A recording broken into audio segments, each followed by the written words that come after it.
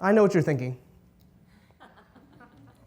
You see an Indian guy on stage, a university student. You're thinking, I'm probably an engineering student, right? Maybe pre-med? I can speak Hindi, do Bhangra, or any kind of Bollywood-style dance that you would ever want me to do, right? I know each and every line to the movie Slumdog Millionaire and spend my summers in India with my family, right? Right? Right. Wrong. I am so much more complicated than that. For starters, this is my family. My parents, Susan and Victor, the interior designer and architect.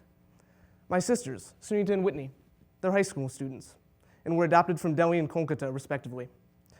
Now, my name is Jackson, and I was adopted in the winter of 1994 from Kolkata when I was 4 months old. My family lives in Edina, Minnesota, an ethnically homogeneous suburb of Minneapolis with about 50,000 residents. So the population of Minnesota is 5.2 million. How many Indians are there in that state? Just 33,000, up from 8,000 in 1990. So growing up in the land of Sven and Oli, of lutefisk and hot dishes, and without many Indians around, means that my image of India was shaped through a very American lens. A nation of 1.2 billion, massive wealth juxtaposed with terrible poverty, a wild passion for cricket. That was India to me, a place I had only seen in pictures.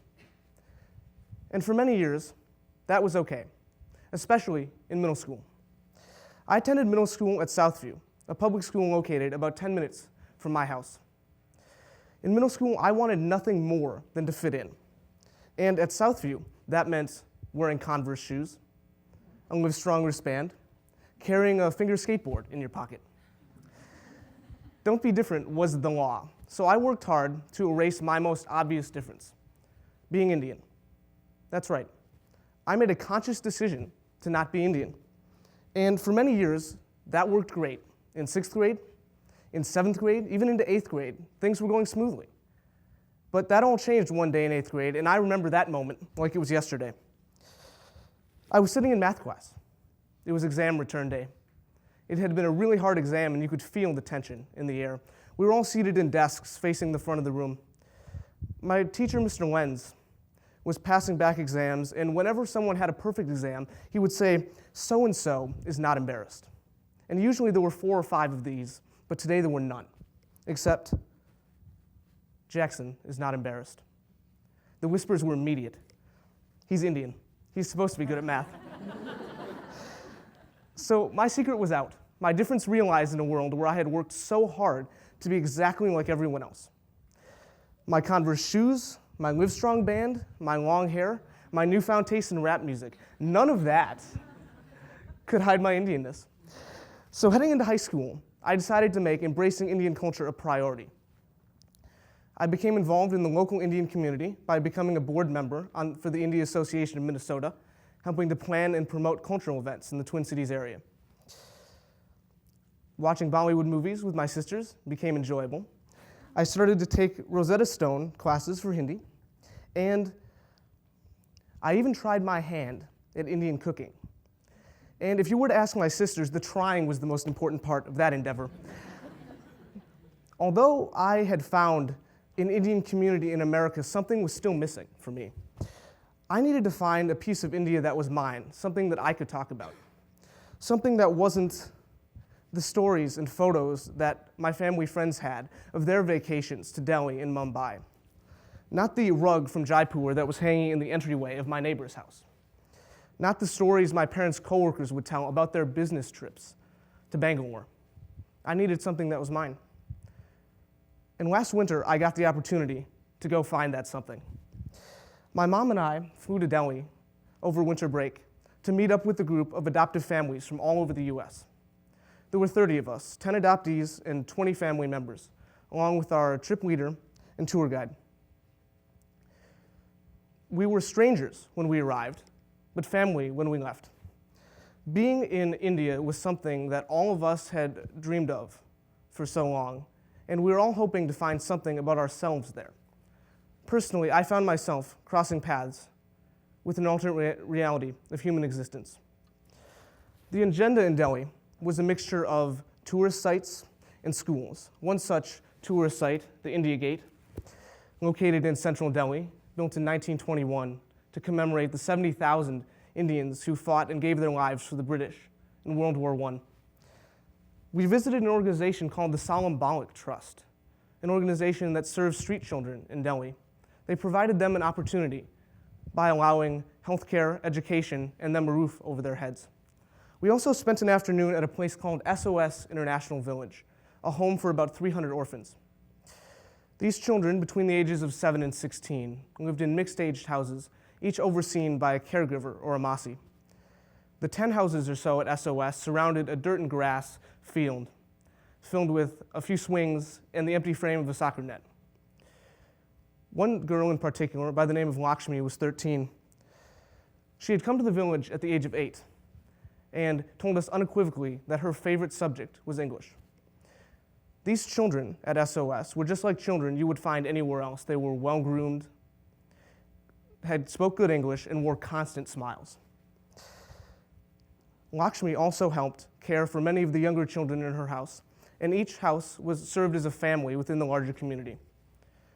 Now, this was a very bipolar introduction to the country, seeing two different sides of the same coin. Everyday life juxtaposed with historical grandeur. Crossing paths with the large amount of poverty and street children there was absolutely eye-opening. According to the UN, 32.7% of India's population lives below the international poverty line of $1.75 earned per day. And according to the Indian government, there are over 400,000 street children living on the streets of India's largest cities. Coming in contact with these beggars was a truly emotional experience. On one hand, I wanted to give them everything that I had, knowing that it would do them much more good than it could ever do me. On the other hand, tour guides and tour books will often tell you to ignore them and to not make eye contact. But to ignore them is to deny their humanity.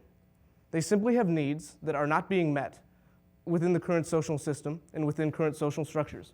They lack the opportunity to better themselves.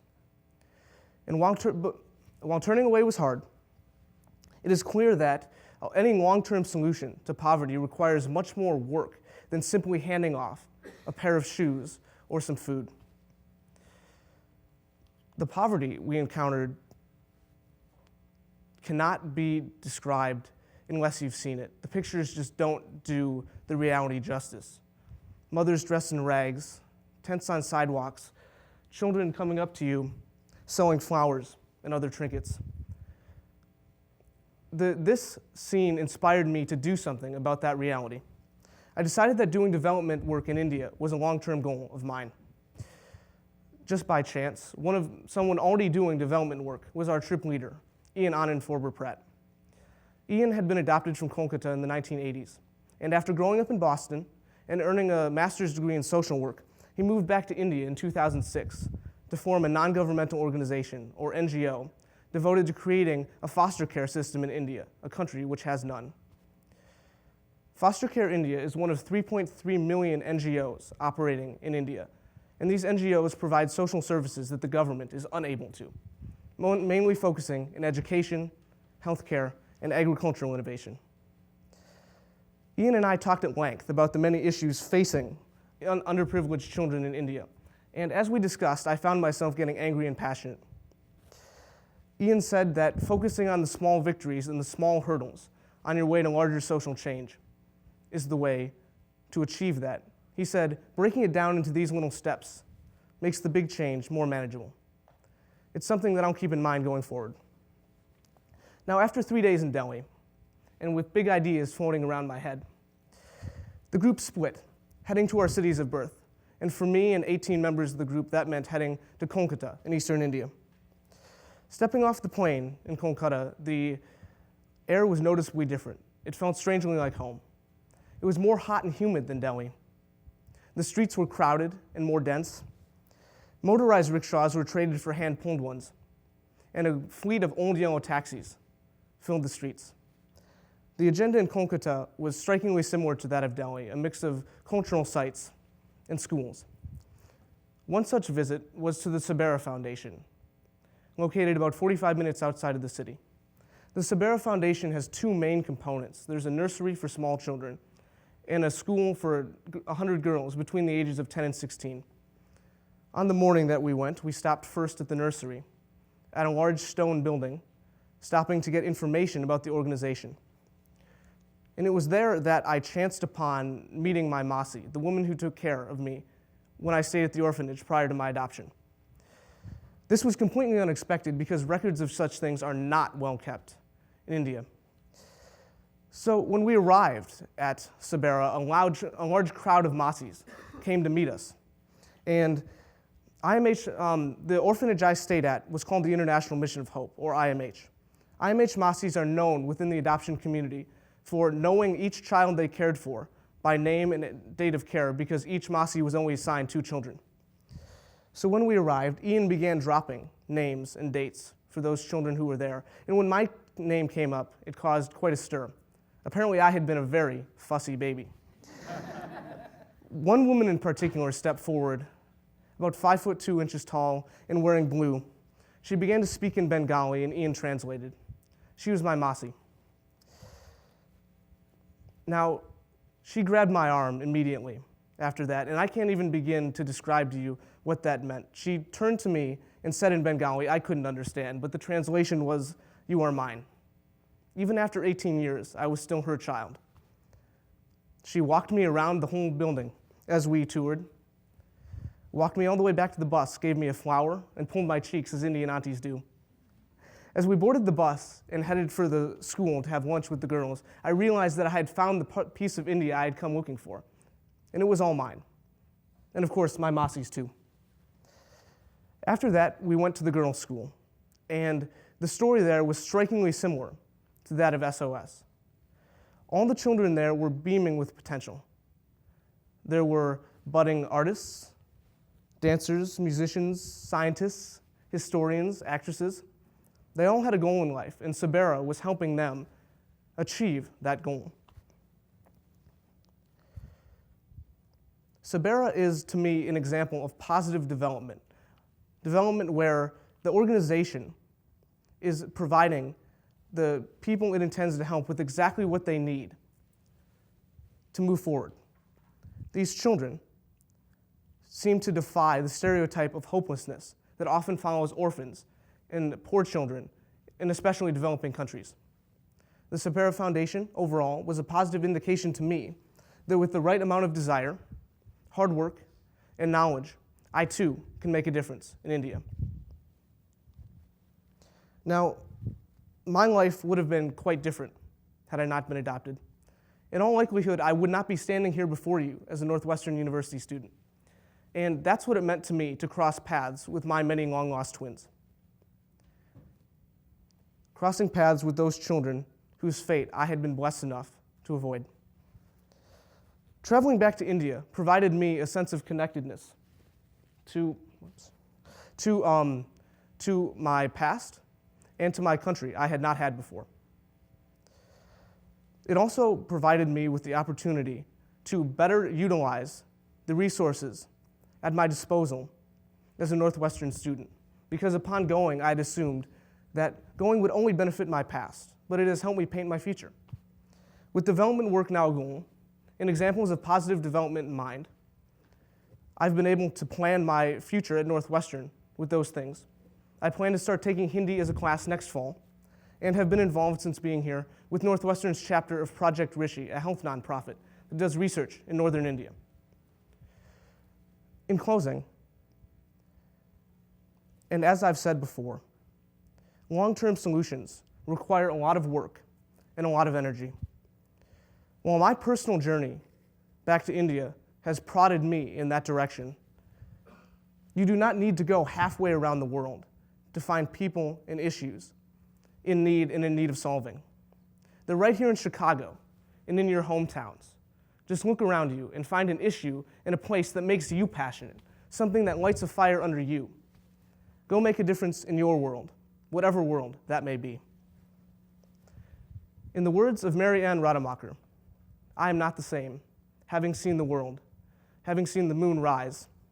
on another side of the world. And I never will be again.